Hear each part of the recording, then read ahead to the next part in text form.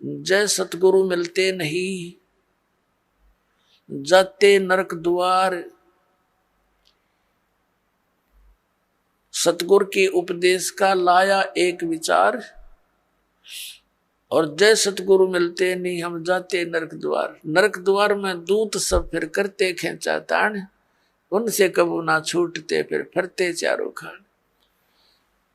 पुण्यात्माओं, जब ये भक्तिहीन प्राणी यहाँ से जाता है, यम के दूत इसको पकड़ कर ले जाते हैं, धर्मराज के सामने खड़ा कर दिया जाता है, न्यायाधीश के सामने।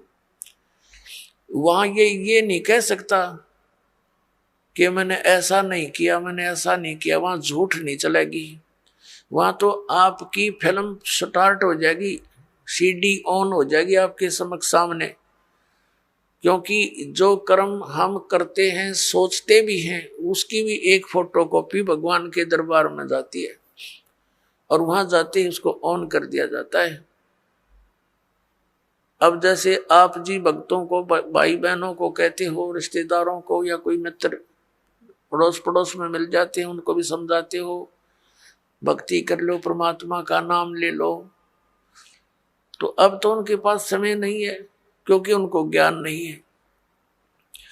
फिर वो जब वहां दरबार में खड़ा होगा तो ये एक पली लगाता है भगवान के आगे, एक बहाना खोजता है कि परमात्मा मुझे पता नहीं चला, हमने तो इतना ज्ञान हुआ था, अपना काम करो, बच्चों का पालन पोषण करो। तो उसमें परमात्मा वो सीडी चला देगा, कोई भक्त उससे कह रहा होगा कि चलो चलेंगे सत्संग में, और वो बकवाद कर रहा होगा, मना कर रहा होगा, सौ बहाने मिला रहा होगा। फिर परमात्मा कहेगा, देख इस भक्त ने, इस बहन ने, इस बेटी ने तेरे से क्या कहा था, और तू झूठ बोलता है कि मेरे को पता नहीं चला।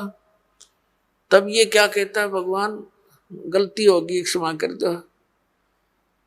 परमात्मा कहता है, भाई गलती का मानने का कोई फायदा को नहीं, अब तो नरक में जाना ही पड़ेगा।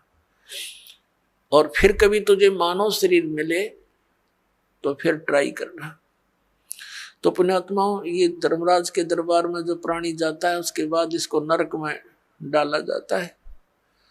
और वहां तो लाखों की संख्या में, हजारों की संख्या में पशुओं की तरह चारों तरफ से यम के दूत, जो समझ लो हाथों में भाले, क्योंकि वो शरीर ऐसा है, उसमें पीड़ा घनी होती है, और उसमें मरता नहीं प्राणी, पीड़ा ज्यादा होती है।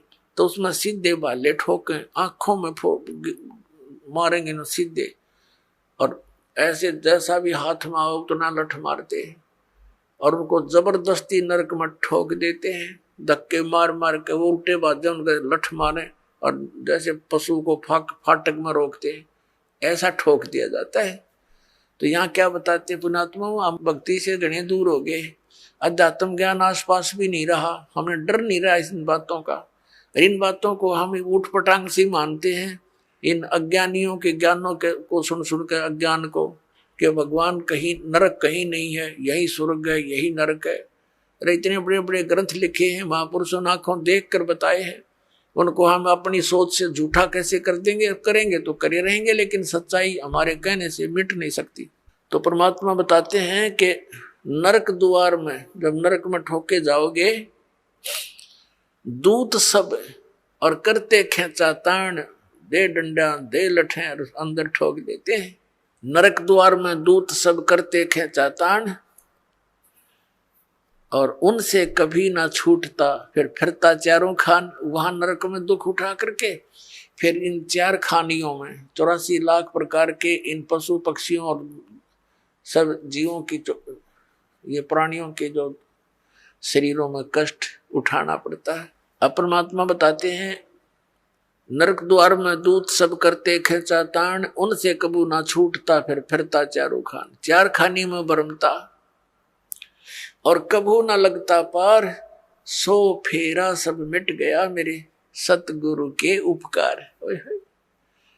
अब सतगुरु के उपकार, जैसे गरीबदास जी ने कहा है कि जो जा सतगुरु की मैं बलिहारी, जो जमन मरण मिटाही, जो जन्म और मृत्यु के इस दीर्घ रोग का नाश कर दे। कहते मैं उस सतगुरु पर बलिहारी हूं। तो जन्म मरण का रोग का नाश कबीर परमेश्वर ही कर सकता है। और कबीर परमेश्वर जिस भी अपनी आत्मा को, दास को यहाँ भेजता है अपना सामर्थ्य देकर, तो यह उसके द्वारा परमात्मा ही करवाता है। अन्य ना तो किसी भगवान की भक्ति से ये जन्म मरण का रोग नाश हो सकता। यदि हम श्री राम, श्री कृष्ण अर्थात विष्णु जी, इनकी पूजा करके चाहें कि हमारा जन्म मरण का रोग कटे, ये नाशवान इनकी जन्म मृत्यु स्वयं होती है। ऐसे ही शंकर जी की जन्म मृत्यु होती है, ब्रह्मा जी की जन्म मृत्यु होती है।